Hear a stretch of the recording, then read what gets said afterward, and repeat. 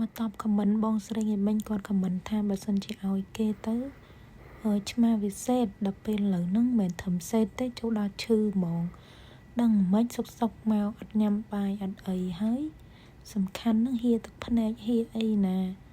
ហើយដល់ពេលសួរគ្រូពេទ្យទៅថាក្តៅខ្លួនវាស់កម្ដៅទៅកម្ដៅឡើង40អូយក្ដៅខ្លាំងណាស់គ្រូពេទ្យណែនាំឲ្យជូតទឹកជូតអីទៅក៏ដាក់ជូតទឹកឲ្យដាក់ចំណីឲ្យញ៉ាំ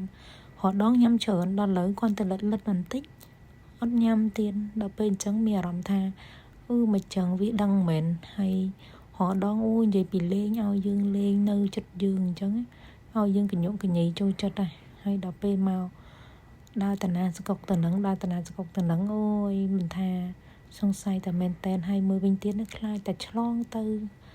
ហើយបងប្អូនគេទេបងប្អូនគេមាន3នាក់តែឆ្លងនឹងចប់បដ ாய் នេះបងប្អូនគេនិយាយពីថាលពឹសមួយថ្ងៃដល់ពេលសុកមកស្ងាត់ឲ្យជ្រាបអញ្ចឹងដើរតាណាស្គុកទៅនឹងអញ្ចឹងអត់ដឹងមិនចាំមើលស្អែកទៅពេទ្យ